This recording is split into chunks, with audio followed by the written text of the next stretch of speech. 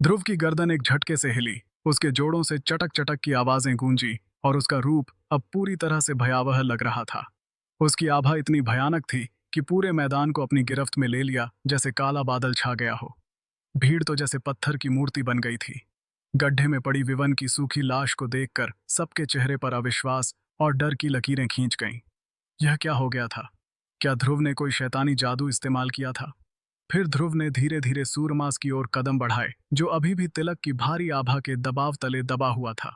ध्रुव के होठों के कोने ऊपर उठे और वह एक ऐसी हंसी हंसा जो रोंगटे खड़े कर दे। दबाव, आभा, हा हा, देखा जरा तेरी यह ताकत कितनी मजबूत है। अचानक ध्रुव के शरीर से उसकी कर्सर ब्लड लाइन की भयानक काली आभा फूट पड़ी। उसने एक जोरदार दहाड़ मारी, जैसे कोई जंगली जानवर हो, और अपनी हथेली को हवा में ऊपर उठा लिया। कर्स पिशाच तकनीक शक्ति की लाल धारियां एक एक करके ध्रुव की हथेली में समाने लगी। तिलक की दबाव वाली आभा अचानक गायब हो गई और सूरमास का शरीर उस बोझ से मुक्त हो गया। वह तुरंत जमीन से उठ खड़ा हुआ। तिलक का चेहरा तो जैसे राख हो गया, एकदम सफेद और बेजान। उसका शरीर पहले तो थोड़ा धंसा, फिर और ज्यादा धंस गया। एक भयानक शक्ति उसकी चेतना में घुस रही थी, जैसे कोई अदृश्य सांप उसकी आत्मा को लपेट रहा हो। वो कर्सर ब्लड लाइन की शक्ति थी, जो उसकी शक्ति को पागलों की तरह सोख रही थी। ये क्या हो रहा है? तिलक की आंखें गुस्से और डर से चौड़ी हो गईं। वह जोर से दहाड़ा, साले नीच गुलाम, तूने मुझ पर हमला करने की हिम्मत कैसे की? कमीने, अब देख तेरा क्या हाल करता हूं। उसने अपना दाया हाथ उल्टा घुमाया और एक खतरनाक तेज लहर वाली शक्ति छोड़ दी, जो हवा को चीरते हुए आई। सूरमास हिला और चिल्लाया, अरे बॉस, मुझे करने दो यह। उसका शरीर तिलक के हमले को रोकने के लिए आगे सरक गया। महिषासुर ब्लड अलाइन की शक्ति फूट पड़ी और उसका पूरा बदन एक विशाल भैंसे की तरह चमकने लगा। धम, दोनों की ताकतें टकराई, जैसे दो पहाड़ आपस में भिड़ गए हों। सूरमास लगातार पीछे सड़कता गया। उसके मुंह के कोने से खून की बूंदें टपक रही थीं, लेकिन वो गिरा नहीं। तिलक भी कुछ कदम पीछे हट गया। उसका सिर फटने जैसा दर्द कर रहा था, क्योंकि उसकी शक्तियां तेजी से सोखी जा रही थीं। जहां वह पहले हस्तारा के छठे लेवल पर था, अब कुछ ही सेकंडों में पांचवें लेवल पर आ गया, और वो चूषण शक्ति रुकने का नाम ही नहीं ले रही थी, जैसे कोई प्यासा राक्षस और ज्यादा मांग रहा हो। आहा, तिलक दहाड़ा कुत्ते, अपनी जान दे दे।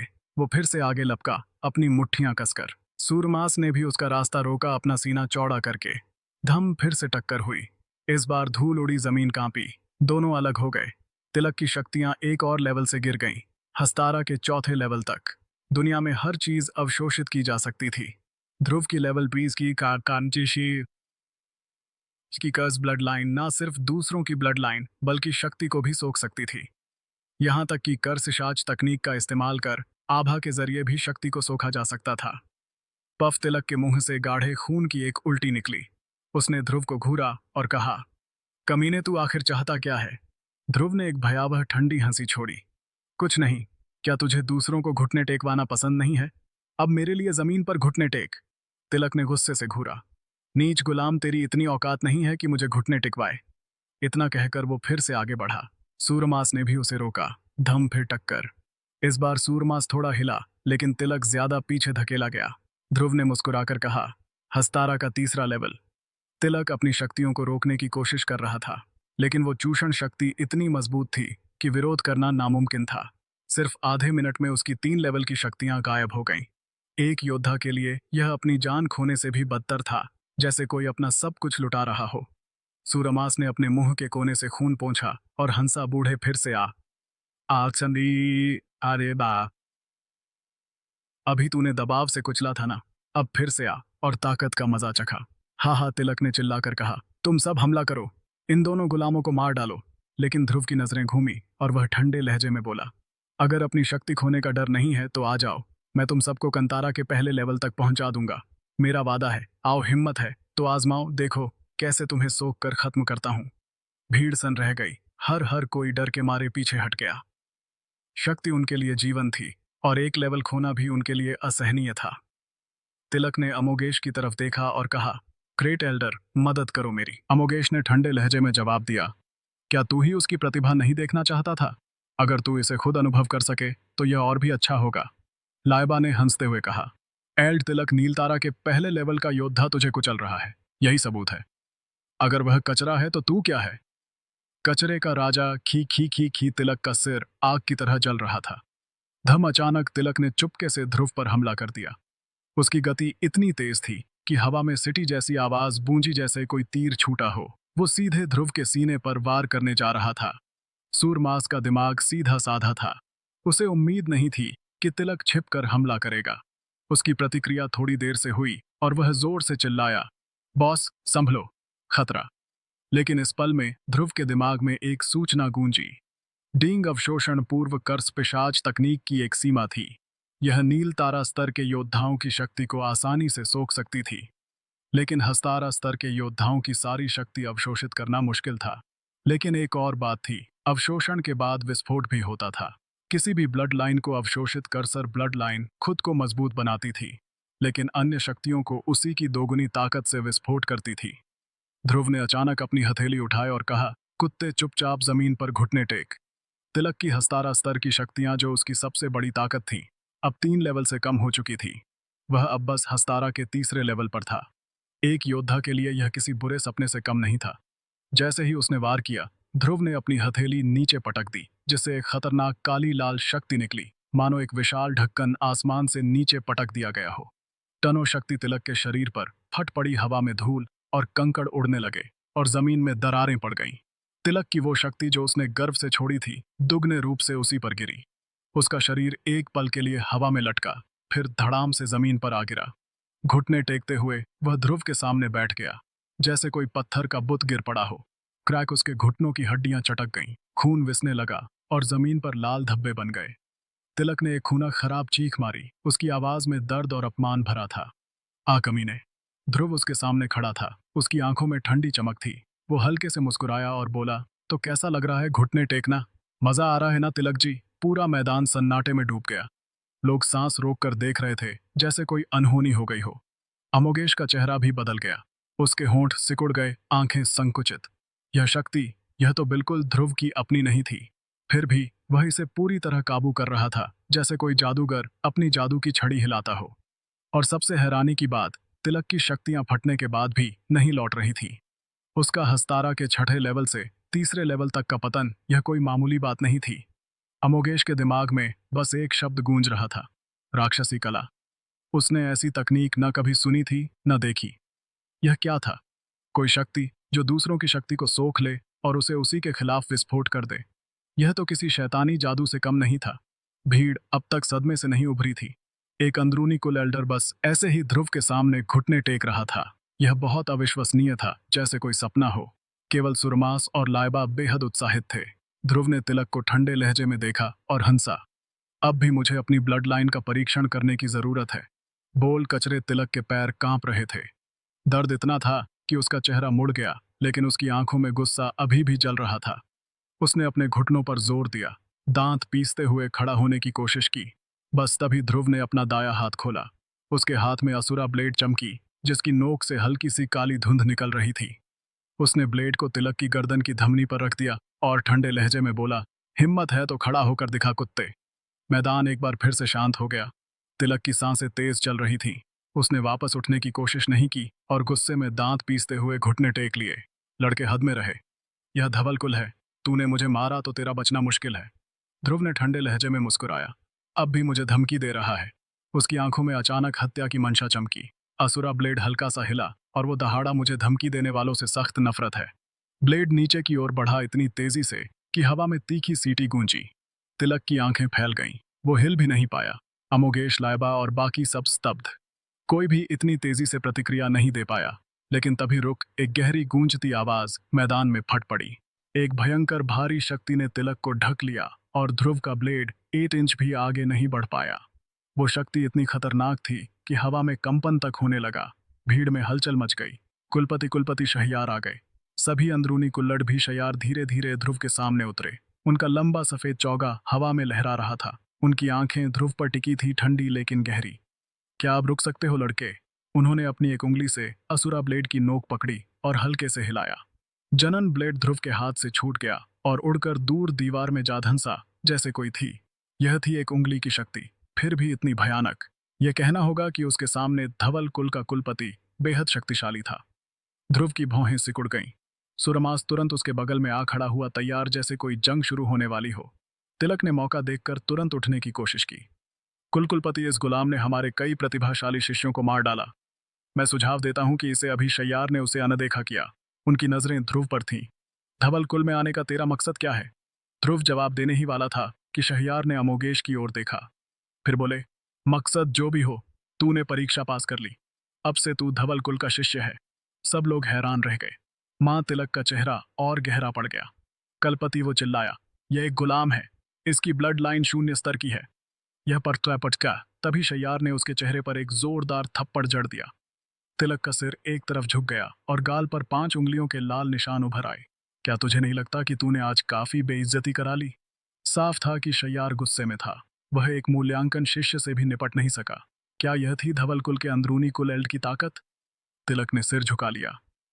एक शब्द नहीं बोला।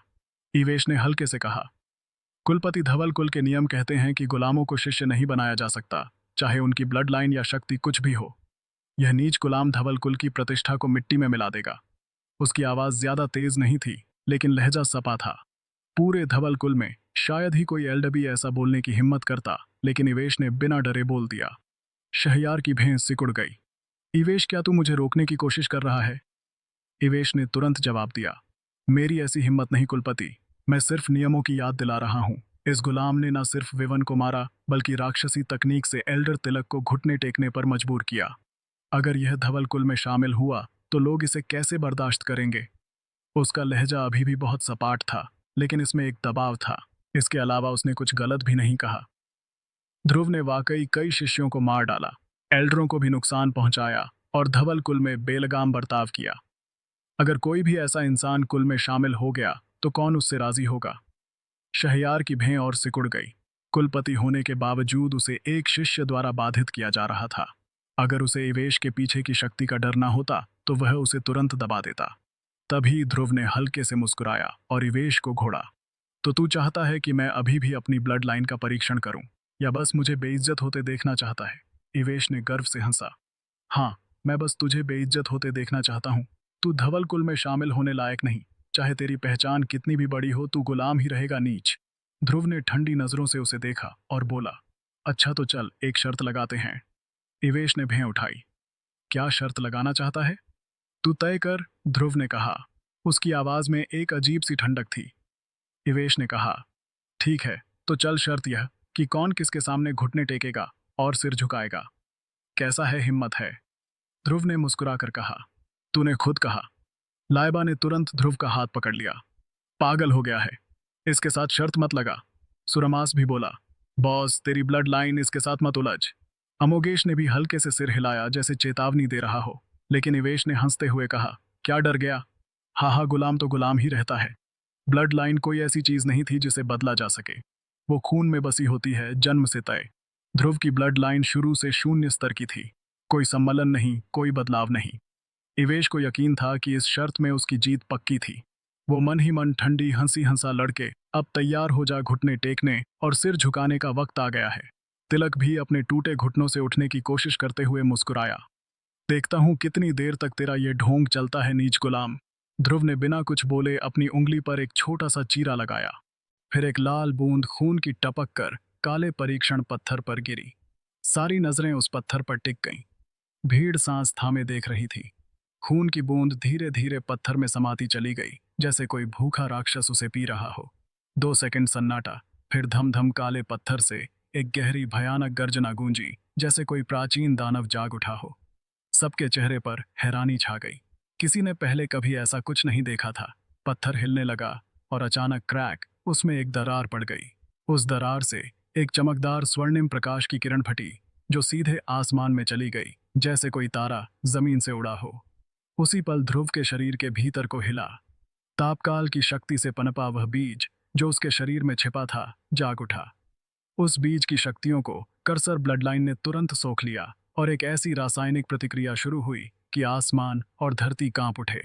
गरज गूंजी, हवा में बिजली चमकी और पूरा धवल कुल स्तब्ध रह गया। स्वर्णिम प्रकाश इतना तेज था कि आंखें चुंधिया गईं।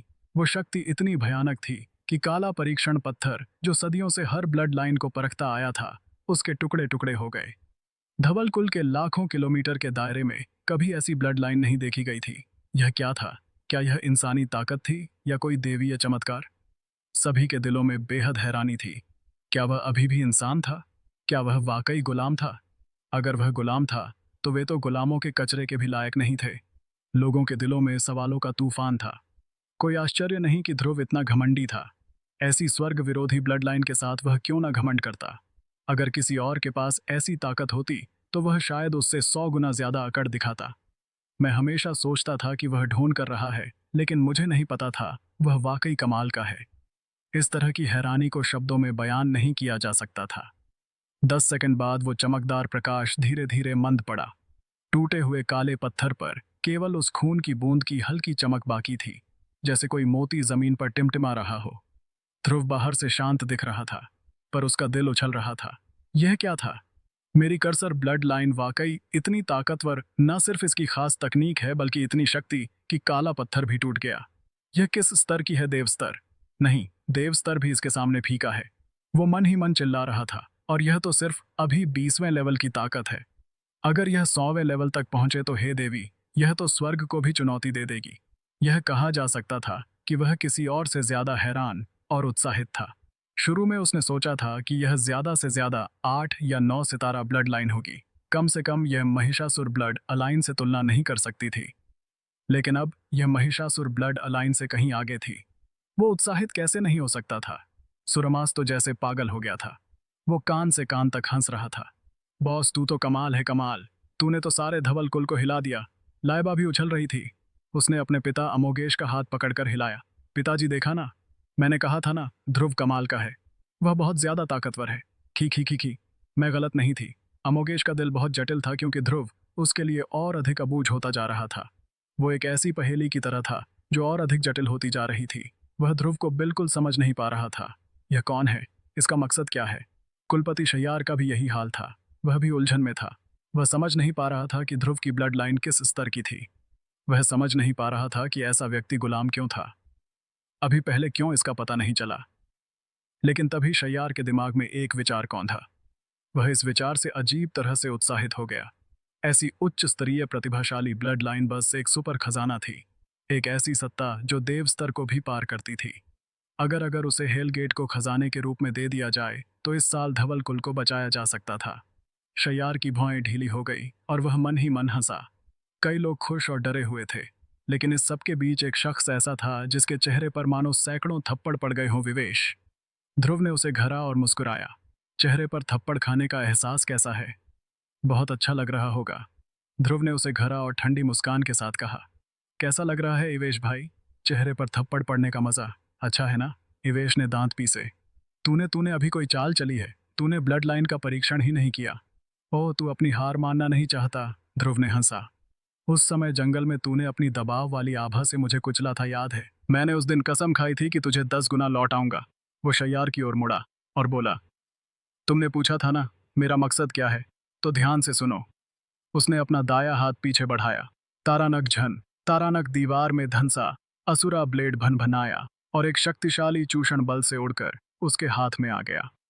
उसने ब्लेड को इवेश की ओर तानते हुए कहा, मेरा मकसद है इसे मारना, मेरी स्वर्गीय नियति पिल को कुचलने का, मेरे भाई को चोट पहुंचाना का, मुझे अपनी आभा से कुचलना। आज मैं इससे सारे हिसाब करूंगा।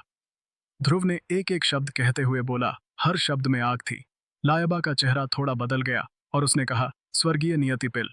कौन सी पिल? उसने भीड़ में खड़ी याशवी को घरा। याशवी, साफ साफ बता, मैंने किसकी स्वर्गीय नियति पिल खाए? अमोगेश का चेहरा भी बदल गया। स्वर्गीय नियति पिल उसकी बेटी की जीवन विस्तार गोली थी, और ऐसी पिल केवल इवेश ही प्राप्त कर सकता था। क्या इस लड़के के पास भी स्वर्गीय नियति पिल थी? याशवी का चेहरा गहरा हो गया और उसने कहा, मिस, मैंने आपके भले के लिए आपसे छिपाया था। वो नियति पिल वह उसे दी गई थी। लायबा का दिल डूब गया। उसने इवेश को घरा, तूने मुझसे झूठ बोला। तू इतना नीच है। वह हमेशा सोचती थी कि इवेश ने उसकी जान बचाई थी और वह आभारी थी। लेकिन अब जब उसे पता चला कि स्वर्गीय नियति पिल ध्रुव ने दी थी, लायबा का दिल दुख गया। उसने ध्रुव को देखा, उसकी आंखें गीली थीं। इवेश ने ठंडे लहजे में हंसा, एक नीच गुलाम। तेरी मुझे चुनौती देने की भी औकात नहीं है, समझा औकात? ध्रुव ने हंसा, उसकी आवाज में तंज था। ठीक है, अब तेरा बाप तुझे दिखाएगा कि औकात क्या होती है। वो अचानक आगे बढ़ा। उसके कदम जमीन में धंस रहे थे। उसकी नजरें इवेश पर टिकी थीं, जैसे कोई शिकारी अपने शिकार को घूर रहा हो धम। लेकिन तभी एक घातक शक्ति ने उसे पीछे धकेल दिया। अमोगेश ने उसका रास्ता रोका। ध्रुव, जल्दबाजी मत कर। उनकी आवाज गहरी थी। शय्यार ने भी एक कदम आगे बढ़ाया और कहा, तूने अब भी एक शक्तिशाली प्रतिभा का विस्फोट किया। तेरी संभावनाएं असीमित है। तू अब धवल कुल का शिष्य है। सब कुछ नियमों के अनुसार करना होगा। तू जल्दबाजी नहीं कर सकता। दोनों लोगों ने ध्रुव को रोक लिया। इवेश का घमंड फिर जाग उठा। वो पागलों की तरह हंसा। देखा गुलाम, मैंने कहा था ना, तेरी मुझसे लड़ने की औकात नहीं। हाँ हाँ, क्या मैंने कभी कहा कि मैं धवल कुल में शामिल होऊंगा? ध्रुव की आवाज ठंडी थी, लेकिन हर शब्द में ऐसा वजन था कि हवा में बिजली चमकने लगी। मैदान में सन्नाटा छा गया। इसका क्या मतलब था? इसका मतलब था कि ध्रुव ने कभी भी धवल कुल में शामिल होने के बारे में नहीं सोचा था। इसका यह भी मतलब था कि जो कोई भी उसे रोकने की हिम्मत करेगा, वह उसका दुश्मन होगा। धवल कुल के शिष्यों के लिए इसका मतलब था कि ध्रुव पूरे धवल कुल का दुश्मन बनने जा रहा था। शहयार की आंखें सिकुड़ गईं। उनमें क्रूर चमक थी। उन्होंने ध्रुव को घूरा और गहरी आवाज में कहा, तूने धवल कुल की परीक्षा दी। इसका मतलब तुझे हमारे नियम मानने होंगे। अगर तू शामिल नहीं होना चाहता तो फिर यह सब नाटक क्यों?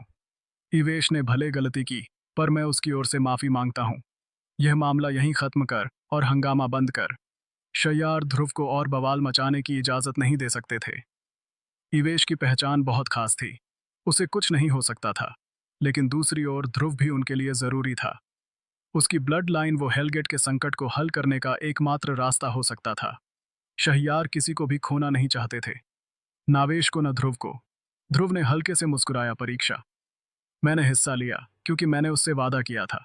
लेकिन धवल कुल का शिष्य बनना, वो तो मेरे दिमाग में कभी था ही नहीं। और आज जो कुछ हुआ, इसके बाद मैं इस कुल में एक पल के लिए भी नहीं रहूंगा। इवेश एक पल को ठिठका, फिर जोर से हंस पड़ा। उसकी हंसी में घमंड और तिरस्कार था। कुलपति, सुन लिया ना? यह नीच गुलाम धवल कुल को खेल का मैदान समझता है। इसे हमारे कुल की इज्जत की जरा भी परवाह नहीं। और आप इसे शिष्य बनाना चाहते हैं। उसने आग में घी डाला, फिर ध्रुव को तिरछी नजर से देखा। मन ही मन सोचा, बस अब तू गया गुलाम। शहयार का चेहरा गुस्से से लाल हो गया। हिम्मत कैसे हुई? वो गरजे, परीक्षा कोई मजाक नहीं है। तूने मूल्यांकन पास किया है। अब तुझे धवल कुल का शिष्य बनना ही होगा। यह नियम है। लाइबा ने ध्रुव का हाथ पकड़कर पीछे खींचा। यहीं रुक जा, ध्रुव ने कहा। मुझे यहां रखना चाहते हो? आसान है। बस मेरे रास्ते से हटो और मुझे उस कचरे को खत्म करने दो।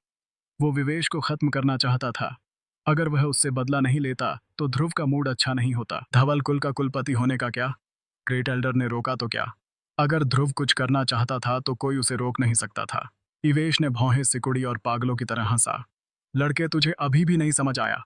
तू मुझे मारना चाहता है। हाँ हाँ, तुझे अपनी औकात नहीं पता। बातचीत के बीच इवेश ने एक चमकदार टोकन निकाला और वो गहरे स्वर में चिल्लाया, कुलपति शहयार सुनो। शहयार का चेहरा पल भर में बदल गया। अमोगेश और बाकी अंदरूनी एल्डरों के चेहरे भी सफेद पड़ गए। उनकी सांसें रुक गईं। इवेश ने टोकन को हवा में लहराया और चिल्लाया, शहयार घुटने टेक। शहयार धवल कुल का कुलपति, लाखों मील के दायरे का अधिपति, जिनके एक इशारे पर पहाड़ झरने हिल जाते थे। लेकिन अब उनके घुटने धीरे धीरे मुड़ गए। वह जमीन पर बैठ गए, सिर झुकाए। अमोगेश, तू भी, इवेश ने गरज कर कहा। अमोगेश का चेहरा राख की तरह सफेद। वो भी कांपते हुए घुटने टेक कर बैठ गया। फिर एक एक करके धवल कुल के सारे शिष्य और एल्डर घुटने टेकने लगे। उनकी आवाजें एक साथ गूंजी, महाराज को नमस्ते। इवेश के हाथ में था नवखंड महासंघ का टोकन, एक ऐसी ताकत जो डार्क वर्ल्ड में हेल गेट के बराबर थी। नवखंड महासंघ धवल कुल जैसे अनगिनत कुलों का स्वामी था। एक आदेश और संपूर्ण डार्क वर्ल्ड उनके सामने झुक जाता था। और इवेश नवखंड महासंघ का सदस्य था। यही कारण था कि शय्यार उससे डरता था। इस बार धवल कुल हेल गेट के निशाने पर था और नवखंड महासंघ ही एक ऐसी शक्ति थी जो उन्हें पछाड़ने का दम रखती थी। पूरे धवल कुल में केवल ध्रुव, सुरमास और लाइबा ने घुटने नहीं टेके। ध्रुव की आंखें सिकुड़ गईं। वो बड़बड़ाया, कमाल है। यह कचरा इतना बड़ा खिलाड़ी है। एक टोकन से पूरा धवल कुल घुटनों पर। इसकी पहचान इतनी बड़ी है। अगर मैं इसे खत्म कर दूं तो धमाका तो बड़ा होगा। उसकी आंखें चमक उठी, जैसे कोई शरारत सूझ गई हो। इवेश ने पागलपन से हंसा। कुत्ते, गुलाम देख लिया। मेरी पहचान जान पड़ा। पूरा धवल कुल मेरी सुनता है। और तुझे लगता है तू मुझ पर चिल्लाने लायक है। पिछली बार जंगल में मैंने तुझे बख्श दिया था, लेकिन आज तू कहाँ भागेगा? वो फिर से चिल्लाया। शयार, इसे अपन कर दो। मैं नवखंड महासंघ को धवल कुल की मुसीबत की खबर दूंगा और मेरे मास्टर इसे हल करेंगे, उसने सीधे कहा। वो अच्छी तरह जानता था कि धवल कुल का संकट क्या था। शहयार ने अपनी मुट्ठियां कस ली। जी महाराज, उनकी आवाज में मजबूरी थी। वो ध्रुव की ओर मुड़े और बोले, मुझे माफ कर लड़के। अमोगेश ने हल्के से कहा, इवेश, यह धवल कुल है। तू इवेश ने उसे बीच में काटा। बूढ़े, मैंने तुझे बहुत सहा है। मैंने हमेशा चाहा कि तू अपनी उस बीमार बेटी की शादी मुझसे कर दे और तू फिर भी मना करता रहा। आज तुझे सबक सिखाऊंगा। उसकी आंखें गुस्से से जल रही थीं। और तेरी बेटी, वो मेरी 9वीं रखैल बनेगी। चिंता मत कर, मेरा मास्टर नियति पिल बना सकता है। वह मरेगी नहीं। हा हा। लाइबा का गुस्सा फट पड़ा। भूत तेरे साथ शादी करेगा कमीने, वो चिल्लाई। इवेश ने हंसा। चिंता मत कर, तू मान जाएगी। जब तक तू अपने बाप की जान चाहती है, जब तक तू धवल कुल को बचाना चाहती है। उसका चेहरा घमंड से चमक रहा था। चून की बात यहां तक आ गई थी। इवेश के पास छिपाने के लिए कुछ भी नहीं था। इसके अलावा वह नवखंड महासंघ का सदस्य था। भला कौन उसकी बात ना मानने की हिम्मत करता? कोई नहीं। नवखंड महासंघ स्वर्ग था। मैं इसे धीरे धीरे करना चाहता था, लेकिन तुम सब ने मुझे मजबूर किया। अब मैं अपनी पहचान से तुम सबको कुचल दूंगा, इवेश ने गरजते हुए कहा। शहयार सुनाई नहीं दिया। इसे अपन करो। तू नीच गुलाम आज यहां से जिंदा नहीं जा पाएगा। इवेश ने ध्रुव को घरा और चिल्लाया, इसे मार डालो। उसी पल ध्रुव का विचार हिला, जो ओमनीवर्स अस्त्र ड्रैगन ताबूत से जुड़ा था। पहला चरण, रूपांतरण। सृष्टिनाश दंड अपने ड्रैगन ताबूत रूप में वापस आ गया। ध्रुव ने बिना हिचकिचाहट के विचार को हिलाया और सीधे इवेश पर लॉक लगाया। डिंग, लक्ष्य लॉक। शयार ने जैसे ही अपनी चाल चलने की तैयारी की, तभी सुश सुश सुश कई काली आकृतियां आकाश से उतरी। उनके काले लबादों पर एक लाल रंग का खूनी दरवाजा खड़ा था, जिस पर खेल गेट शब्द लिखा था। एक ठंडी उदास हंसी गूंजी, हाहा। धवल कुल जैसे छोटे से कुल में नवखंड महासंध के लोग, लेकिन बोलने वाले ने अपनी नजरें घुमाई और ध्रुव पर टिक गईं। तू इतना मजबूर हो गया, यह तो तू नहीं है। एक ठंडी उदास हंसी गूंजी। का धवल कुल जैसे छोटे से कुल में नवखंड महासंध के लोग, लेकिन बोलने वाले ने अपनी नजरें घुमाई और ध्रुव पर टिक गईं। तू इतना मजबूर हो गया, यह तो हेलगेट के यंग लीडर जैसा नहीं है। हेलगेट का यंग लीडर, यह थोड़ा अचानक था। चारों आदमी काले लंबे लबादों में लिपटे हुए थे। उनके चेहरों से लेकर शरीर का एक अंग नहीं दिख रहा था। वास्तव में वे ऐसे थे जैसे हवा में तैरते कोई भूत प्रेत। उनके शरीर से निकलती शक्तिशाली आभा इतनी भारी थी कि सब लोगों का दम घुट रहा था। हवा में एक ठंडक फैल गई थी और जमीन पर खड़े लोग कांपने लगे थे।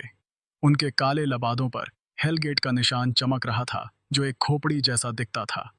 ऐसा लग रहा था जैसे यमराज खुद धरती पर उतर आए हो और मौत की छाया हर तरफ फैल गई हो।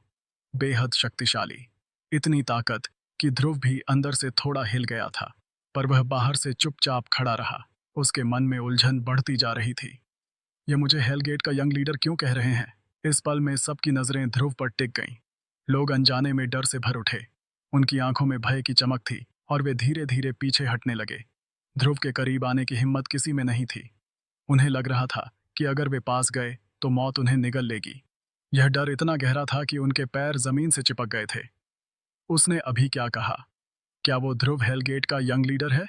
हे ईश्वर, मैंने कहा था ना कि वह सामान्य इंसान नहीं है। एक सामान्य व्यक्ति में इतनी बड़ी शक्ति कैसे हो सकती है? अगर वह हेलगेट के यंग लीडर की पहचान रखता है तो यह समझ में आता है वो हेलगेट का यंग लीडर है। हालांकि वे डरे हुए थे, फिर भी वे चर्चा करने से खुद को रोक नहीं पाए। लाइबा ने ध्रुव की तरफ देखा और सिर हिलाते हुए कहा, तू हेलगेट का यंग लीडर नहीं है। नहीं, तू बिल्कुल नहीं हो सकता। तू हेलगेट का यंग लीडर कैसे बन सकता है? तू तो साफ साफ दामुस शहर का गुलाम है। अगर तू सच में हेलगेट का यंग लीडर होता तो कौन तेरे शरीर पर गुलाम का निशान लगाने की हिम्मत करता? कौन तेरे साथ ऐसा सुलूक करने की जुर्रत करता?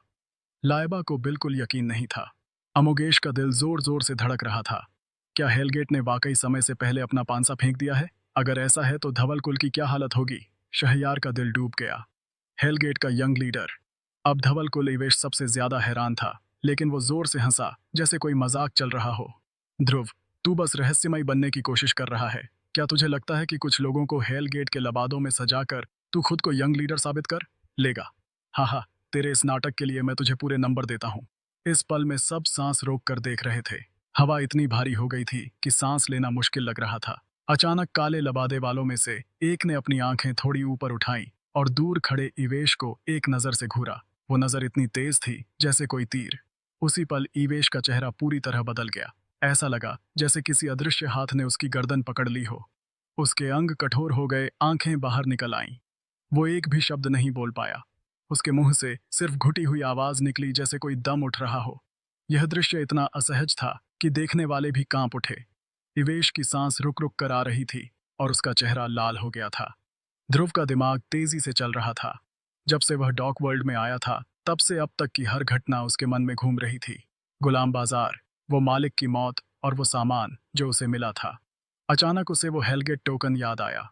क्या यह शरीर सच में हेलगेट के यंग लीडर का है? हेलगेट यंग लीडर ध्रुव डॉक वर्ल्ड में सिर्फ 2 महीने से भी कम समय से था, लेकिन वो अच्छी तरह जानता था कि हेलगेट कितना विशाल और खतरनाक था।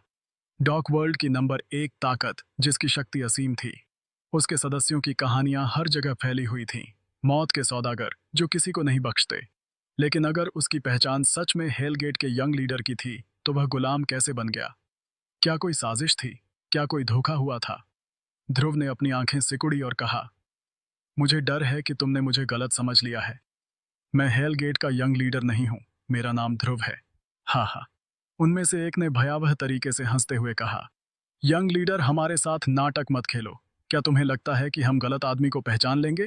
तेरी आभा, तेरी शक्ति सब कुछ चीख चीख कर बता रही है। ध्रुव ने कहा, तुमने गलत व्यक्ति को पहचाना या नहीं, यह तुम्हारा मामला है, लेकिन मेरा नाम ध्रुव है। यंग लीडर, तुझे लगता है कि यह मजाक मजेदार है, लेकिन अब तुझे हमारे साथ चलना ही पड़ेगा। काले लबादे के नीचे से आवाज गूंजी जिसमें धमकी साफ थी। ध्रुव ने पूछा, और अगर मैं ना चला तो क्या कर लोगे? काले लबादे वाली ठंडी आवाज ने जवाब दिया, अगर तू नहीं चला तो हम बहुत नाराज होंगे, और अगर हम नाराज हुए तो मारकाट शुरू कर देंगे। मुझे डर है कि इस छोटे से धवलकुल में एक भी कुत्ता जिंदा नहीं बचेगा। सबकी लाशें बिछा देंगे। बेहद घमंडी, और वो इसे इतनी गंभीरता से कह रहा था कि मजाक नहीं लग रहा था। ध्रुव इसे महसूस कर सकता था। उसकी आभा में मौत की खुशबू थी। शयार भी कांप उठा। अगर यह लोग कदम उठाते तो धवलकुल में खून की नदियां बह जाती। सुरमास ने भोलेपन से कहा, तुम लोग गलत हो। मेरा बॉस हेलगेट का कोई यंग लीडर नहीं है। वो तो तुझे यहाँ बोलने की औकात किसने दी? इन शब्दों के साथ ही एक खतरनाक शक्ति की लहर नीचे गिरी। सूरमास को प्रतिक्रिया करने का मौका नहीं मिला। वह तुरंत जमीन पर कुचल दिया गया, जैसे किसी विशाल पैर ने उसे दबा दिया हो। उसके शरीर पर इतना दबाव था कि वो हिल भी नहीं पा रहा था। यह दबाव तिलक की शक्ति से हजारों गुना ज्यादा था। थोड़ी सी और ताकत लगती तो सूरमास की हड्डियां पल में चूर चूर हो जाती। उसकी सांस रुक रही थी। चेहरा पीला पड़ गया। ध्रुव की भौहें गुस्से में सिकुड़ गईं। इवेश थोड़ा ठीक हुआ और गर्व से हंसते हुए बोला, लड़के, लगता है तेरा हेलगेट का यंग लीडर होना भी कोई बड़ी बात नहीं है। हाँ, अब तो तेरी शामत आई। वो डर रहा था कि हेलगेट के लोग उसे मार देंगे, लेकिन अब तो लग रहा था कि वे सिर्फ ध्रुव के लिए ही आए हैं। अगर ऐसा था तो ईवेश को राहत मिल रही थी। मेरे साथ चलो यंग लीडर, तेरे पास और कोई चारा नहीं है। काले लबादे के नीचे की आवाज अहंकार से भरी थी। उसने ध्रुव को ऐसे घरा जैसे वो कांटे में फंसी हुई मछली हो जो भाग नहीं सकती। लाइबा ध्रुव के सामने खड़ी हो गई और चिल्लाई, तुम लोग जरूर गलत हो। वो हेलगेट का यंग लीडर नहीं है। वो बशी। एक जोरदार आवाज के साथ लाइबा भी एक दबाव की लहर से जमीन पर पटक दी गई। उसके सिर के ऊपर एक मृत्यु दर्ती तैर रही थी। एक काली तेज धार वाली दर्ती जो हवा में चमक रही थी। बस उनकी इच्छा होती और यह दर्ती लाइबा की गर्दन काट देती। लाइबा की सांसें तेज हो गईं और वह डर से कांप रही थी। सब कुछ इन चारों ने अपने कब्जे में कर लिया था। धवल कुल का कोई भी हिलने की हिम्मत नहीं कर रहा था। खेल गेट का डर ही इतना गहरा था कि लोग पत्थर की मूर्ति बन गए थे। काले लबादे वाले व्यक्ति की आवाज फिर गूंजी, अब भी नहीं मान रहा। तेरे शरीर की शक्ति जाग चुकी है और तेरी यादों की सील भी शायद टूट चुकी होगी, है ना? यंग लीडर, तू इतना दयालु है, हमारे साथ चल, हमें मजबूर मत कर। वरना उसकी आवाज अचानक ठंडी हो गई। हम वाकई नरमी नहीं बरतेंगे। असल में हेलगेट में क्या हुआ था? क्या यंग लीडर के साथ ऐसा सलूक किया जाता था? ध्रुव को कुछ नहीं पता था। वह सिर्फ एक चीज जानता था, जो उसके साथियों को छूता है वह मरता है। उसी पल ध्रुव की आंखें गहरी हो गईं। उसने कहा, मैं तुम्हारे साथ जा सकता हूं, लेकिन पहले इन दोनों को छोड़ दो। ठीक है। इस वाक्य के साथ सूरमास और लाइबा के शरीर पर दबाव हट गया। दोनों जल्दी से उठ खड़े हुए, मगर उनके चेहरे पर दर्द की लकीरें थीं। ध्रुव ने तुरंत चिल्लाया, तुम दोनों पीछे हटो, जल्दी यहां से दूर जाओ। सूरमास नहीं हिला और बोला, बॉस, इनसे लड़ो, मैं तेरे साथ हूं। लाइबा भी बोली, ध्रुव, इन्हें साफ साफ बता कि तू कोई यंग लीडर नहीं है। यह गलत फहमी है, ध्रुव ने गुस्से में चिल्लाया। मैंने कहा पीछे हटो, सब पीछे हटो, समझे यह मेरी लड़ाई है। शहयार ने तुरंत आदेश दिया, सब पीछे हटो जल्दी, यहाँ खतरा है। अमोगेश ने लाइबा को पीछे खींचा, जल्दी पीछे हट। लेकिन सूरमास नहीं हिला और बोला, बॉस, तूने मुझे यह जिंदगी दी थी, अगर जीना है तो हम साथ जिएंगे, अगर मरना है तो मैं पहले मरूंगा। हाँ, काले लबादे वाला व्यक्ति ठंडे लहजे में हंसा, ध्रुव को देखा और बोला, क्या अब तू हमारे साथ चल सकता है? ध्रुव की नजर टिकी रही और उसने कहा, तू इनका लीडर है। काले लबादे वाला व्यक्ति थोड़ा चौंका और बोला, हाँ ओ, तो मुझे पता है कि क्या करना है। ध्रुव ने धीरे से कहा। उसका इरादा सर्वोच्च हथियार ड्रैगन ताबूत से जुड़ा और अचानक हिला। ओमनीवस तोप लक्ष्य लॉक करो। उसके दिमाग में एक दृश्य उभरा। डिंग जैसे ही सिस्टम की बीप बजी, ध्रुव का दिल थोड़ा हल्का हुआ और उसने ठंडे लहजे में कहा, मुझे माफ करो, मैं सच में वो यंग लीडर नहीं हूँ जिसे तुम ढूंढ रहे हो, और मैं तुम्हारे साथ नहीं जाऊंगा, लेकिन तुमने मेरे भाई को छुआ तो तुम्हें मरना होगा। हाँ, काले लबादे वाले लीडर ने पागलपन भरी हंसी हंसी। यंग लीडर, लगता है तू मेरे तरीके भूल गया है, आज मैं तुझे फिर से इसका अनुभव कराऊंगा। वह बोलते ही उसका काला लबादा हवा में लहराया और एक विशाल काली छाया ने आकाश को ढक लिया। ऐसा लगा जैसे रात और गहरी हो गई हो। ध्रुव ने तुरंत ड्रैगन ताबूत को अपने कंधे पर उठा लिया। भन एक जोरदार आवाज के साथ उसने हथियार को सक्रिय किया। मैं भी तुझे अपनी ताकत का स्वाद चखाऊंगा, इसे उड़ा दो, उसने चिल्लाते हुए आदेश दिया। ढम, ओमनी व सोप की शक्ति हिली और एक चमकता नीला गोला आकाश की ओर तीर की तरह निकला। इसके तुरंत बाद ध्रुव ने जोर से चिल्लाया, ड्रैगन ताबूत का विकास। दूसरा चरण, शमोटा और भारी ड्रैगन ताबूत चमक उठा। उसका रूप बदल गया और वह सृष्टिनाश दंड में परिवर्तित हो गया। इसी पल में धम हवा में एक जोरदार धमाका हुआ। काले लबादे वाले लीडर की आसमान को ढकती काली छाया फट गई और राख में बदल गई। उसकी शक्ति का एक हिस्सा भी ध्रुव की तोप के सामने टिक नहीं पाया। एक ही पल में वो चकनाचूर हो गया, जैसे कोई कांच का बर्तन टूटकर बिखर जाए। डिंग, बधाई हो ध्रुव, हेल स्पिरिट को मारने पर 4000 एक्सपी पॉइंट्स, 40 अमर ऊर्जा पॉइंट्स और 10 काल मूल्य प्राप्त हुए। बधाई हो ध्रुव, तुमने लेवल अप किया है। वर्तमान स्तर नील तारा लेवल 2। ओम व स्तोप की शक्ति इतनी खतरनाक थी कि वह स्वर्ग और पाताल को भी नष्ट कर सकती थी। डॉक वर्ल्ड के योद्धा तो दूर, देवलोक के देवता भी इसके सामने नहीं टिक सकते थे। ध्रुव ने पहले भी इसकी ताकत देखी थी। एक गोला जो 10,000 लोगों को भेदता हुआ सीधे लक्ष्य तक जाता और उसे तहस नहस कर देता। लेकिन एक चीज जो उसे खटक रही थी वह थी ओमनीवस तोप की अतिशक्ति। जब यह सक्रिय होती थी तो सब कुछ चकनाचूर हो जाता था, ना कोई अवशेष, ना कोई खजाना।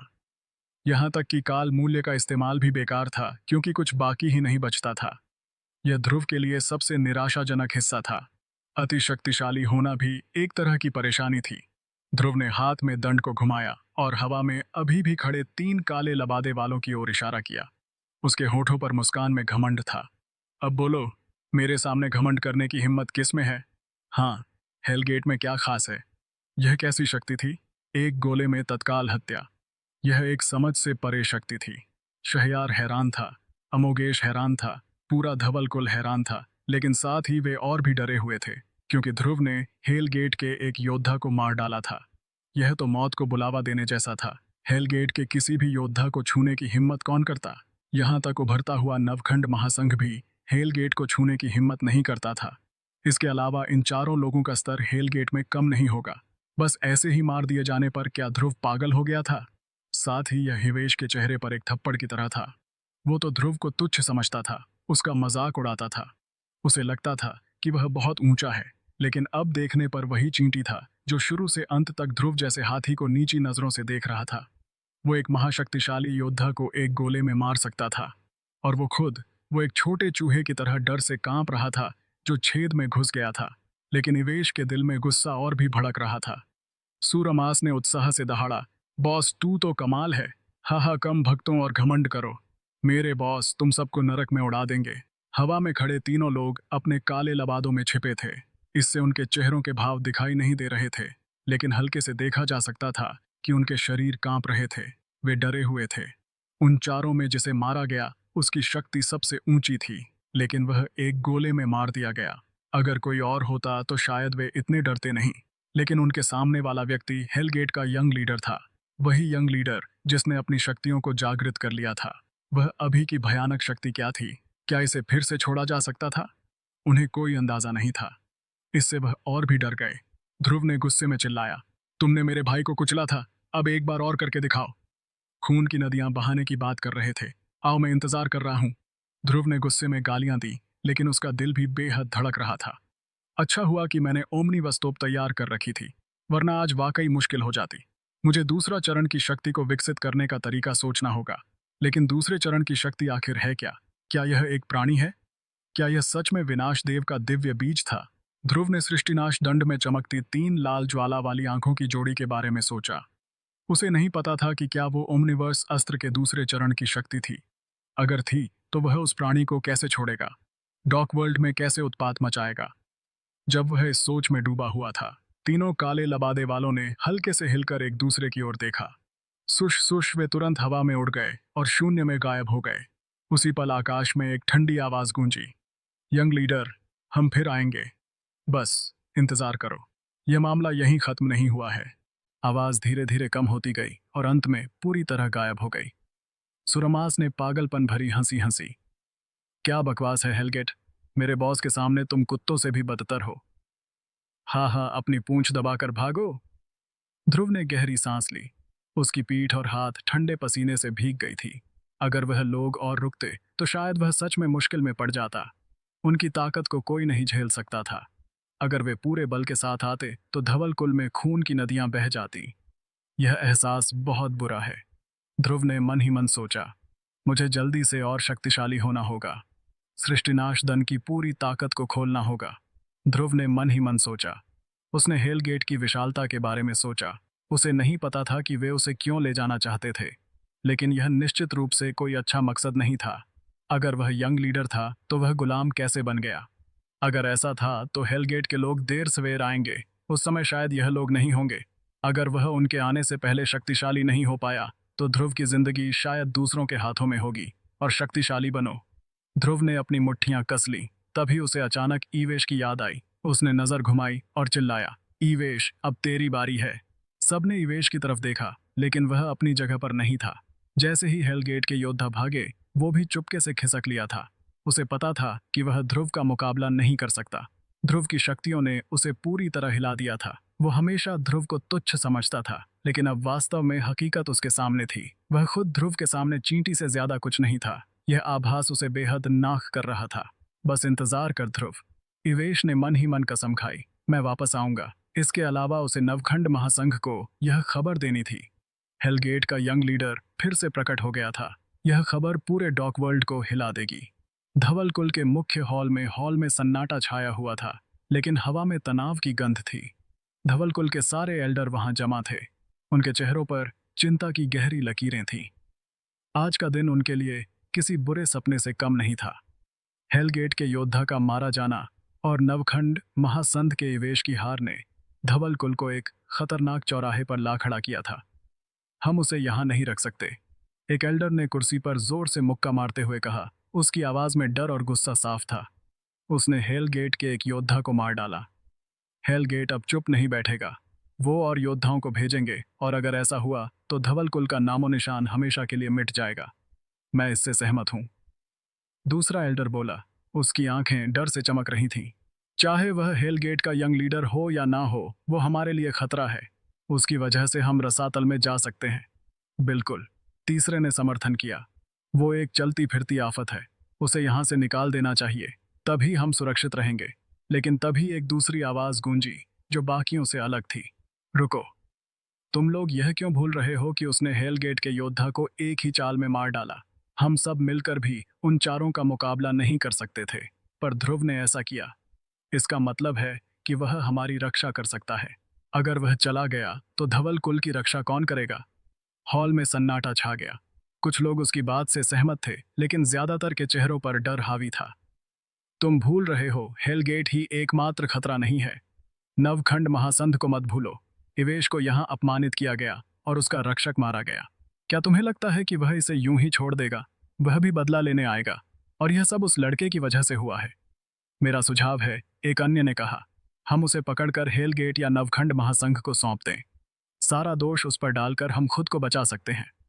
सही बात है। कई आवाजें एक साथ गूंजी। यह सबसे आसान रास्ता है। लेकिन एक अन्याय ने तंज भरे लहजे में कहा, वो हेलगेट के योद्धा को एक झटके में मार सकता है। तुम में से कौन उसे पकड़ने की हिम्मत करेगा? तुम मुख्य हॉल में तीव्र बहस चल रही थी। आज जो कुछ हुआ उसने उन्हें बुरा डरा दिया था। चाहे हेलगेट हो या नवखंड महासंघ, दोनों में से कोई भी उन्हें आसानी से कुचल सकता था। कोई भी विकल्प धवल कुल के विनाश का कारण बन सकता था। लेकिन ज्यादातर लोग इस बात पर सहमत थे कि ध्रुव को धवल कुल से बाहर करना होगा। कम से कम इस राक्षस को दूर करना होगा। अमोगेश ने कुछ नहीं कहा। शहयार भी चुप था। वह मुख्य हॉल में बैठा था और हॉल में मौजूद एल्डरों को ठंडी नजरों से देख रहा था। साथ ही वह कुछ और सोच रहा था। क्या हेलगेट के लोग उन पाताल लोक के दूतों के साथ थे? अगर वह आ जाए तो क्या वो लोग जो उस चीज को चाहते हैं भविष्य में नहीं आएंगे? यह जानना जरूरी था कि हेलगेट ने धवल कुल को 6 महीने का समय दिया था।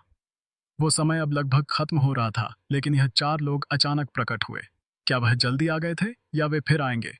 क्या ध्रुव को रहने देना चाहिए या उसे भगा देना चाहिए? शहयार फैसला नहीं कर पा रहा था। उसने अमोगेश की ओर देखा और धीमे स्वर में पूछा, ग्रेट एल्डर, तुम क्या सोचते हो? पूरा हॉल शांत हो गया। सभी की नजरें अमोगेश पर टिक गईं।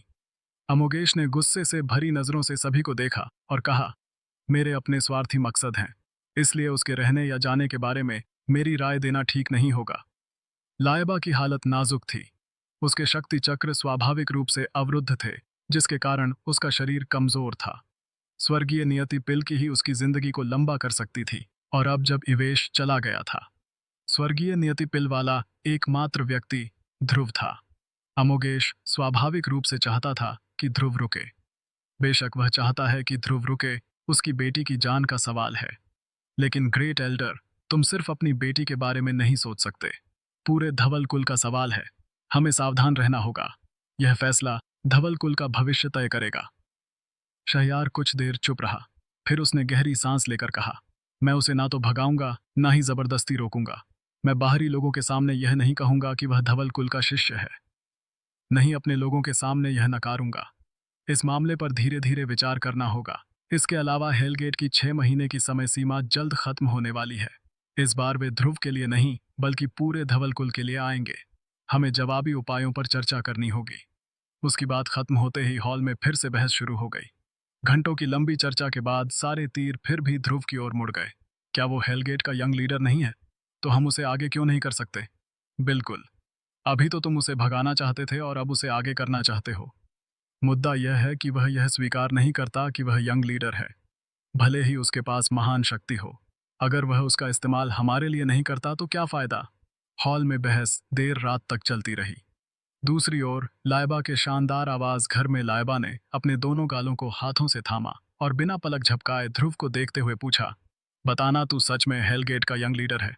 ध्रुव ने हल्के से मुस्कुराते हुए जवाब दिया, नहीं, मैं वही हूं जो मैं हूं। मेरा नाम ध्रुव है। उसने यह स्वीकार नहीं किया कि वह यंग लीडर था, लेकिन उसे अपने दिल में पता था कि इस शरीर की पहचान वाकई हेलगेट का यंग लीडर हो सकती थी। लायबा ने खिलखिलाकर हंसी, तू कोई भी हो, मेरे लिए तू वही छोटा गुलाम है, निडर, बिंदास और मस्त। उसकी हंसी में बचपना था जो ध्रुव को हल्का सा सुकून दे गया। तभी सुरमास ने सिर कुचलाते हुए कमरे में कदम रखा। अरे बॉस, ये ब्लड लाइन क्या भला है? जितना मैं साधना करता हूं उतना ही लगता है कि मेरा शरीर बदल रहा है। देखो ना, उसने अपने सिर की ओर इशारा किया। यह 2 गांठें कहां से उभर आई? यह तो पक्का कोई सीन है, सख्त और अजीब। सूरमास इस पूरे समय साधना में डूबा था। ध्रुव ने उसे जो महिषासुर ब्लड लाइन दी थी, उसकी शक्ति से वह उत्साहित था। लेकिन जितना वह साधना करता, उतना ही उसे लगता कि यह शक्ति अथाह थी, जैसे कोई अंतहीन गढ़ था, और उसके शरीर में भी बदलाव आ रहा था वो और अधिक भैंसे जैसा लगने लगा था। ध्रुव ने उसे गौर से देखा और चुपके से हैरान हुआ। फिर बोला, मैंने तुझे जो ब्लड लाइन दी वो महिषासुर ब्लड लाइन है, एक प्राचीन ताकतवर शक्ति। अगर इसे चरम तक साध लिया जाए तो यह स्वर्ग तक पहुंच सकती है, पाताल को भेज सकती है। यह बेहद खतरनाक है। सूरमास की आंखें चमक उठीं, उसका खून जोश से उबलने लगा। तो यह बात है महा ब्लड लाइन, फिर तो मुझे अपनी साधना दोगुनी करनी होगी, उसने जोश में कहा। हाँ, ध्रुव ने मुस्कुराते हुए कहा, लेकिन सावधान रहना, हो सकता है तू सच में भैंसा बन जाए। सूरमास एक पल को ठिठका, फिर जोर से हंसा। अरे, मेरे नाम के हिसाब से तो मुझे सुअर बनना चाहिए था, लेकिन भैंसा यह तो 1000 गुना बेहतर है। मैं इस दुनिया का सबसे ताकतवर भैंसा बनूंगा, उसने मूर्खतापूर्ण ढंग से हंसते हुए कहा और फिर अपने कमरे में लौटकर साधना में डूब गया। ध्रुव ने आकाश की ओर देखा। उसकी आंखों में थकान थी। मैं वापस जाकर आराम करने जा रहा हूँ, उसने कहा। लाइबा ने उदास होकर पूछा, क्या तू इस जगह को छोड़ देगा? ध्रुव ने हल्के से मुस्कुराते हुए जवाब दिया, अभी नहीं। लाइबा का चेहरा फूल की तरह खिल उठा। यह तो फिर अच्छी बात है। ध्रुव को अभी 2 मिशन पूरे करने थे। पहला, लाइबा की बीमारी का इलाज करना। एक एस रैंक मिशन पुरस्कारों को नजरअंदाज करते हुए, भले ही कोई पुरस्कार ना हो, ध्रुव लाइबा की मदद करने के लिए अपना सर्वश्रेष्ठ देता। दूसरा था वृशांत की दी हुई सील बन स्पेस रिंग को खोलना, जिसके लिए कुलपति का चिन्ह चाहिए था। ध्रुव का मन कह रहा था कि इस रिंग में कुछ खास था। वो बिल्कुल भी इसे शैयार को देने के मूड में नहीं था। अगले दिन सूरज की पहली किरणें धवल कुल की चोटी पर पड़ रही थीं, पर हवा में एक अजीब सा तनाव था। रात भर मुख्य हॉल में चली बहस ने सभी एल्ड्रो के दिल में डर और अनिश्चितता भर दी थी। लेकिन ध्रुव को इन बातों की जरा भी परवाह नहीं थी। उसका मन साफ था। वह धवल कुल का शिष्य बनने के लिए नहीं आया था। वो यहाँ सिर्फ अपने मिशनों के लिए रुका था। बाकी सब उसके लिए हवा में उलते शब्द थे। सुबह सुबह जब धवल कुल के लोग अभी भी अपने डर और साजिशों में उलझे थे, ध्रुव अमोगेश के कमरे की ओर बढ़ गया। आधे घंटे बाद ध्रुव ने अमोगेश का आदेश बैज लिया और धवल कुल के पुस्तकालय की ओर चला गया। रास्ते में शिष्य उसे देखकर फुसफुसा रहे थे। कुछ उसकी तारीफ में कसीदे पढ़ रहे थे, कुछ डर से उसे दूरी बनाए रख रहे थे। लेकिन ध्रुव ने उनकी बातों को अनसुना कर दिया और ऐसा दिखाया जैसे उसने कुछ देखा ही ना हो। पुस्तकालय में डिंग क्लोजिंग स्क्वायर ब्रैकेट बधाई हो।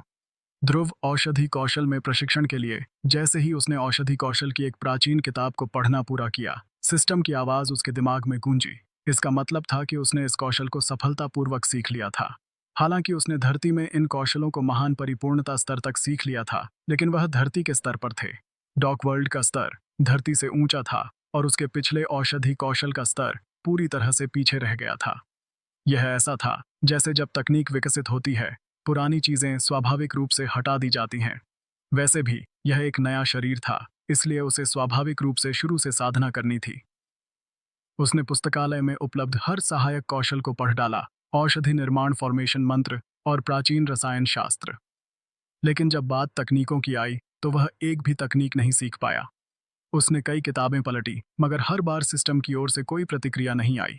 शायद सिस्टम मुझे सिर्फ वही तकनीकें सीखने देता है जो वह पुरस्कार के रूप में देता है, उसने सोचा, या फिर यह सब तकनीकें मेरे लिए बहुत मामूली हैं। उसने किताबों को एक तरफ रखा और हल्के से मुस्कुराया। खैर, यह सब तो कचरा ही है। फिर वो पुस्तकालय के एक और तल पर गया जहां गुप्त इतिहास और अजीब रिकॉर्ड्स की किताबें थीं। उसने एक मोटी धूल भरी किताब उठाई और पढ़ना शुरू किया। डॉक वर्ल्ड में स्वर्ग माता थी। धरती पर रहने वाले लोग जनता थे और सभी प्रकार के नियम उत्पन्न हुए। पहली शक्ति डॉक वर्ल्ड की सबसे मजबूत शक्ति बन गई। यह पहली शक्ति क्या है? सभी नियमों का उत्पन्न होना क्या है? ध्रुव ने मन ही मन सोचा। उसने किताब के पन्ने पलटे और एक और पंक्ति पढ़ी। कहा जाता है कि 2000 साल पहले एक नाग दैत्य ने स्वर्ग लोक को चीर दिया था। फिर स्वर्ग ने उसे मार डाला और उसका विशाल शरीर धीरे धीरे नागूर पर्वत श्रृंखला में बदल गया। कमाल है, ध्रुव ने हंसते हुए कहा। लाखों मील में फैला इतना लंबा एक दैत्य, यह तो कुछ ज्यादा ही हो गया। मैंने बेहमोद बीस्ट देखा है और शायद ही कोई उससे विशाल जीव हो सकता है। यह तो मजाक है। बेहमोद बीस्ट का जिक्र आते ही उसकी आंखें ठंडी हो गईं। उसने मन ही मन सोचा, तू अब कहाँ है मेरे दोस्त? तू ठीक तो है ना? पूर्वज रुद्रदेव ने उसे बताया था कि एक बार बेहमोद बीस्ट किसी लोक को चुन लेता है तो वह उसे छोड़ नहीं सकता। वो जरूर डॉक वर्ल्ड के किसी कोने में होगा। ध्रुव को वह बहुत याद आ रहा था। उसे अपने साथियों 8 वॉर गॉड्स की भी याद आई। आरू ने भविष्य देखा था और उसने अपने पिता और 7 अन्य लोगों को पुनर्जन्म लेते देखा था। लेकिन वे अब कहाँ थे? ध्रुव ने मन ही मन सोचा। हातिम, तुम लोग कहाँ हो? छी! एक जोरदार चीख ने पर्वतों को हिला दिया। आसपास के पेड़ हिल गए और पक्षी डर कर उड़ गए। हातिम वीरन ने गुस्से से दहाड़ते हुए कहा, क्या तू थोड़ा सहन नहीं कर सकता? हातिम ने सिर कुचलाया और भोलेपन से मुस्कुराया। माफ करना भाई, बहुत खुजली हो रही थी, रोक नहीं पाया। मुझे लगता है मास्टर अभी मेरे बारे में सोच रहा था, तभी तो यह छींक आए। कमबख्त, अरहत ने बड़बड़ाते हुए कहा। हर बार छींकने पर यही बोलता है कि मास्टर मेरे बारे में सोच रहा है। कुछ नया बोल भाई, हातिम ने गंभीर चेहरा बनाया। इस बार सच में है, मुझे लग रहा है मास्टर कहीं पास ही है। बस करो, लुरेज ने उन्हें चुप कराया। रुको, कोई आ रहा है। उसके इशारे पर सभी की नजरें सड़क की ओर गईं। ओजा, एजकांत, मीनराज, आठों की आंखें चमक उठी जैसे जंगली भेड़ियों ने शिकार देख लिया हो। अचानक हातिम ने अपने थंडर हथौड़े को लहराया और भारी कदमों के साथ सड़क के बीच में कूद गया। उसकी पीठ पर लदा ताबूत हिल गया और उसकी मौजूदगी इतनी भयानक थी कि हवा में बिजली की चमक सी फैल गई। यह पेड़ मैंने लगाया है और यह सड़क मैंने खोली है, उसने दहाड़ते हुए कहा। अगर यहाँ से गुजरना है तो सड़क का पैसा दो। सड़क पर चल रहे यात्री डर से कांप उठे। उनके चेहरे पीले पड़ गए और वह तुरंत जमीन पर घुटनों के बल बैठ गए। महाशय, हम गरीब लोग हैं, एक ने कांपती आवाज में कहा। हमारे पास कहाँ पैसा है? कृपया दया करें, हमें जाने दें। उनके चेहरों पर आंसुओं की धार बह रही थी। वीरन की भौहें सिकुड़ गईं। गई भैंस पानी में, यह भोंदू कुछ उल्टा ही करेगा। हातिम ने अपना सीना थपथपाया और जेब से कुछ पन्ना सिक्के निकाले। जल्दी उठो, उसने यात्रियों से कहा। यह सिक्के रखो और जल्दी जाओ। हाय, गरीब लोग कितने दुखी होते हैं। यात्री हक्के बक्के रह गए। यह कैसी डकैती थी? डकैत पैसा लूटने की जगह दे रहा था, लेकिन उन्होंने देर नहीं की और वह सिक्के लेकर जल्दी से भाग गए।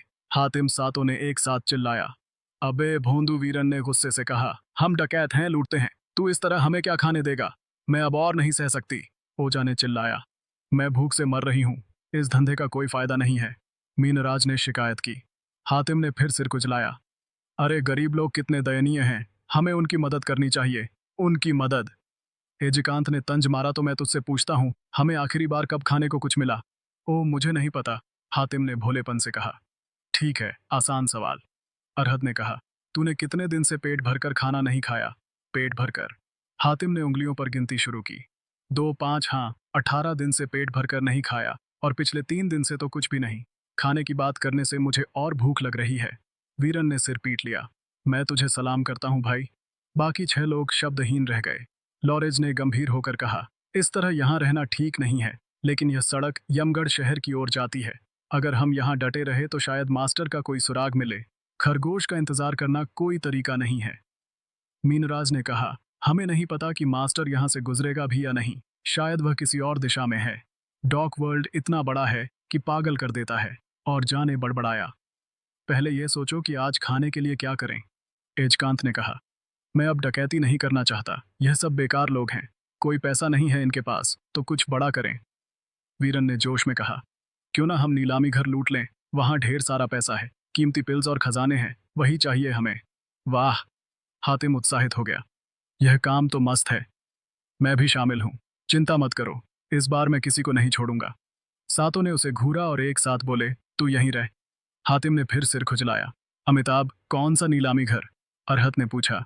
मैंने सुना है, वीरन ने कहा। यमगढ़ शहर के पश्चिम में एक छोटा सा कस्बा है वाला गांव। वहां जल्द ही एक छोटी सी नीलामी होने वाली है। यह सही मौका है, कम भक्त मीनराज ने कहा। गांव की नीलामी थोड़ा कमतर नहीं है, हमने आधे महीने से कुछ नहीं खाया, ओझा ने कहा। पहले पेट भरे हैं, फिर बड़ा सोचेंगे। ठीक है, सातों ने सहमति जताई। जब से वह डार्क वर्ल्ड में आए थे, आठों उस सुनसान जगह पर इंतजार कर रहे थे जहां पक्षी भी पर नहीं मारते। उनकी हालत दयनीय थी, लेकिन उनके दिल में एक ही मकसद था, अपने मास्टर को ढूंढना। पुस्तकालय में 3 दिन और 3 रातें बिताने के बाद ध्रुव ने सैकड़ों जड़ी बूटियों और उनके गुणों के बारे में गहराई से पढ़ा। उसने एक प्राचीन किताब में रक्तबला और चंद्रकांत पुष्प के बारे में भी पढ़ा था। 2 पौराणिक आध्यात्मिक जड़ी बूटियां जो लायबा की बीमारी को ठीक करने के लिए जरूरी थीं। लेकिन इन जड़ी बूटियों को केवल भाग्य से पाया जा सकता था। यह अमूल्य थी और पूरे धवलकुल में इनमें से एक भी नहीं थी। ध्रुव ने भय सिकोड़ते हुए किताब बंद की। उसने सिस्टम शॉप खोली और जांच की, एक भी नहीं। उसने निराशा से बड़बड़ाया। सिस्टम शॉप में चंद्रकांत पुष्प रकबेला जैसी कोई जड़ी बूटी नहीं थी। बिना इनके वह लायबा के लिए धन का सूत्र नहीं बना सकता था और मिशन पूरा करना असंभव हो जाता। नहीं, उसने मन ही मन दृढ़ संकल्प लिया। इस दुनिया में साधना ना कर पाना मृत्युदंड से कम नहीं है। मुझे लायबा की मदद के लिए कोई रास्ता ढूंढना ही होगा। उसकी आंखों में एक जिद्दी चमक थी। वो पुस्तकालय के गलियारों में और गहराई तक गया जहां धूल भरी किताबें और गुप्त रिकॉर्ड्स थे। उसने हर उस किताब को पलटा जो आध्यात्मिक जड़ी बूटियों, उनके स्थान और औषधीय गुणों के बारे में थी। क्या कहा वो 3 दिन से पुस्तकालय में है? शयार ने भौहें सिकोड़ते हुए पूछा। एक शिष्य ने सिर हिलाकर जवाब दिया। हाँ कुलपति, उसने ग्रेट एल्डर का टोकन इस्तेमाल किया। हम उसे रोकने की हिम्मत नहीं कर सके। वो 3 दिन और 3 रातों से पुस्तकालय में बंद है। क्या हमें उसे बाहर निकाल देना चाहिए? शयार ने अपनी दाढ़ी सहलाई और सोच में पड़ गया। वो वहां क्या ढूंढ रहा है? क्या वो धवल कुल की उन्नत तकनीकों को सीख रहा है? धवल कुल का पुस्तकालय एक खजाना था। वहां प्रथम श्रेणी से लेकर 9वीं श्रेणी तक की गुप्त तकनीकें थीं जो हर शिष्य का सपना थी। अगर ध्रुव वहां इतना समय बिता रहा था तो क्या वह इन तकनीकों को हथियाने की कोशिश कर रहा था? शिष्य ने तिरस्कार भरे लहजे में जवाब दिया, नहीं, वह तकनीकों को नहीं सीख रहा। वो गुप्त इतिहास, अलौकिक घटनाओं और औषधीय किताबें पढ़ रहा है। समय समय पर हंसता भी है जैसे कोई पागल। मैंने उसकी पढ़ी किताबों की जांच की। ज्यादातर बनावटी कहानियां हैं, नाग, राक्षस, पौराणिक जड़ी बूटियां और ऐसी चीजें जो कोई गंभीरता से नहीं लेता। वो हमारे पुस्तकालय को किसी उपन्यास की दुकान की तरह इस्तेमाल कर रहा है। शयार की आंखें सिकुड़ गईं। बस इन किताबों को पढ़ रहा है। ध्रुव, तू क्या ढूंढ रहा है? उसने मन ही मन सोचा। फिर उसने शिष्य को आदेश दिया, निगरानी रखो, मुझे हर छोटी बड़ी बात की खबर चाहिए। हाँ। शिष्य ने तुरंत सिर हिलाया और चला गया। शहयार अकेले में सोच में डूब गया। उसे समझ नहीं आ रहा था कि ध्रुव का मकसद क्या था। उधर अमोगेश भी यही सोच रहा था। दोनों को ध्रुव की हरकतें रहस्यमयी लग रही थीं। उधर लाइबा पिछले 3 दिन से ध्रुव को ढूंढ रही थी। वो हर जगह गई, लेकिन वो उसे कहीं नहीं मिला। सूरमास से पूछ पूछ कर तो उसने उसके कान पका दिए थे। तेरा बॉस कहाँ गया? लाइबा ने गुस्से से पूछा, अपने हाथ कमर पर रखकर। सूरमास ने कड़वाहट भरे लहजे में जवाब दिया, छोटी सुंदरी, मुझे सच में नहीं पता। वो बस गायब हो गया। लाइबा ने अपने पिता को देखा और दौड़कर उनके पास गई। बाबा, आप तो जानते हैं ना कि वह कहाँ है? उसकी आवाज में बेचैनी थी। लेकिन अमोगेश ने नजरें चुराईं और जल्दी से वहां से कोई बहाना बनाकर खिसक गए। ध्रुव ने उन्हें सख्त हिदायत दी थी कि उसका ठिकाना किसी को ना बताएं। लाइबा उदास होकर वापस आंगन में आ गई। उसकी आंखें नम थीं। एक और दिन और रात बीत गई। ध्रुव ने आलस्य से अंगड़ाई ली, एक मोटी किताब बंद की और मुस्कुराते हुए कहा, मैंने सब कुछ समझ लिया। उसने चंद्रकांत पुष्प और रक्तबेला के बारे में सारी जानकारी जुटा ली थी। किताबों के अनुसार यह जड़ी बूटियां नागूट पर्वत श्रृंखला के गहरे जंगलों में पाई जा सकती थी, लेकिन बस भाग्यशाली लोग ही इन्हें हासिल कर पाते थे। ध्रुव ने मन ही मन नक्शा तैयार कर लिया था। उसे अब धवल कुल छोड़कर इन जड़ी बूटियों की खोज में जाना था। आधे घंटे बाद वो लाइबा के आंगन में लौट आया। जैसे ही वह अंदर घुसा, उसे एक तेज खूनी मंशा महसूस हुई। उसका दिल कांप गया। लाइबा गुस्से से भरी तेजी से उसकी ओर बढ़ी। तू पिछले 4 दिन से कहाँ था? उसने चिल्लाकर पूछा। उसकी आंखें गुस्से और चिंता से भरी थीं। ध्रुव चौंक गया। मैं कि एकांत में साधना करने गया था, उसने हकलाते हुए कहा। लाइबा ने उसे देखा और पूछा, तो क्या तूने कोई सफलता हासिल की? ध्रुव ने सिर हिलाया, नहीं। लाइबा ने उसे गुस्से में घूरा। 1 महीने में तू पूरा एक स्तर ऊपर जा सकता है और 4 दिन रात गायब रहकर भी तू कह रहा है कि कुछ नहीं मिला। तू मुझे बेवकूफ समझता है। तूने मुझसे वादा किया था कि तू धवल कुल नहीं छोड़ेगा। उसकी आंखों में आंसुओं की चमक थी। ध्रुव ने जल्दी से एक कदम पीछे लिया और बोला, मैं यह नहीं कहा कि मैं नहीं जाऊंगा। मैंने सिर्फ कहा कि मैं अभी के लिए इस जगह को नहीं छोड़ूंगा। फिर उसने तुरंत जेब से 2 स्वर्गीय नियति पिल निकाली और कहा, यह ले दो और पिल इन्हें आपात स्थिति के लिए रखना। यह पिल्स उसने सिस्टम शॉप से अपने पॉइंट्स खर्च करके खरीदी थी। अगर उसे आध्यात्मिक जड़ी बूटियां नहीं मिली तो लाइबा की जान खतरे में पड़ सकती थी और इस वजह से उसका मिशन अधूरा रह जाता। मिशन का पुरस्कार 3 विशेष वस्तुएं और डबल एक्सपी कार्ड था, जो ध्रुव के लिए अभी बहुत जरूरी थे। लाइबा का चेहरा भावुक हो गया। क्या तू पिछले 4 दिन मेरे लिए यह पिल्स बनाने गया था? उसने कांपती आवाज में पूछा। तू मेरे लिए इतना अच्छा क्यों है? मैं तुझे इसका बदला कैसे चुकाऊं? ध्रुव ने लापरवाही से हंसते हुए कहा, अपने शरीर से चुका दे। लाइबा ने तुरंत सिर हिलाया। ठीक है। ध्रुव हक्का बक्का रह गया। अरे, मैं तो मजाक कर रहा था, इसे इतनी गंभीरता से मत ले। वो अभी रिश्तों या भावनाओं में उलझने के मूड में नहीं था। उसका एकमात्र लक्ष्य डॉक वर्ल्ड में अपनी शक्तियां बढ़ाना और देवलोक में जाकर मुख्य नींव को नष्ट करना था। उसे यह भी पता लगाना था कि देव प्रभु ने उसकी मां की आत्मा को क्यों लिया और उसे किस उच्च लोक में भेजा। उसके अनुमान के मुताबिक वह आत्मा मुख्य नींव के पास थी। ध्रुव का मन इन सवालों में उलझा था और उसे अभी प्यार मोहब्बत में कोई रुचि नहीं थी। बात खत्म करके वह बड़े कदमों से अपने कमरे की ओर बढ़ गया। लाइबा वहीं खड़ी रह गई। उसकी आंखों से आंसू बह रहे थे। देर रात ध्रुव अमोगेश के कमरे में पहुंचा। उसने उसका आदेश बैज वापस किया और शांत स्वर में कहा, मैं थोड़े समय के लिए बाहर जा रहा हूं, शायद वापस आने में कुछ वक्त लगे। अमोगेश चौंका जा रहा है। अच्छा है, जा, उसने उदासीन लहजे में कहा। धवल कुल अब मुसीबत का अड्डा बन गया है। हर कोई अपनी जान बचाने में लगा है। अगर तू जा सकता है तो जा, कम से कम यहाँ के दलदल में नहीं फंसेगा। ध्रुव ने शांत स्वर में जवाब दिया, मैं वापस आऊंगा। अमोगेश ने गुस्से से कहा, अगर जा रहा है तो वापस मत आना। धवल कुल बर्बाद होने की कगार पर है। लोग बिखर चुके हैं। कई एल्डर तो पहले ही निकल चुके हैं। इस दौरान लोगों के दिल बिखर गए थे। अगर किसी कुल के लोग बिखर जाए तो उसका विनाश दूर नहीं होता। ध्रुव ने सुना था कि धवल कुल में लोग डर के मारे भाग रहे थे। विपत्ति के समय लोग बिखर जाते हैं और धवल कुल का अंत दूर नहीं था। कौन बेफालतू में अपनी जान गंवाता, लेकिन ध्रुव ने इस पर कोई बात नहीं की। उसे धवल कुल के अस्तित्व की परवाह नहीं थी। वो बस मिशन और लाइबा को ठीक करने की संभावना की परवाह करता था। जैसे ही वह जाने को हुआ, अमोगेश ने अचानक पूछा, वह चीज जो वृषांत के पास थी, वो तेरे पास है ना? ध्रुव की आंखें हिली, लेकिन उसने ना तो हाँ कहा ना, मैंने उसे नहीं मारा। उसने शांत स्वर में जवाब दिया। अमोगेश ने मुस्कुराकर कहा, मैं समझ गया। जैसे ही ध्रुव दरवाजे की ओर बढ़ा, वह रुका और पीछे मुड़कर पूछा, मुझे कुलपति का चिन्ह कैसे मिलेगा? अमोगेश की भौएं हिली। उसने ध्रुव को गंभीरता से देखा। कुछ पल की चुप्पी के बाद उसने धीरे से कहा, कुलपति का इच्छा टोकन। कुलपति का इच्छा टोकन, ध्रुव ने मन ही मन दोहराया। अमोगेश ने गुस्से से कहा, हाँ, कुलपति की इच्छा की शक्ति, वही कुलपति का चिन्ह है। यह एक खास सरनी की बेड़ी की तरह है। केवल एक निश्चित प्रकार की शक्ति ही इसे खोल सकती है। अगर तूने गलत शक्ति से इसे खोलने की कोशिश की तो अंदर की चीज नष्ट हो जाएगी। उसके शब्द साफ थे। अमोभिश कोई मूर्ख नहीं था।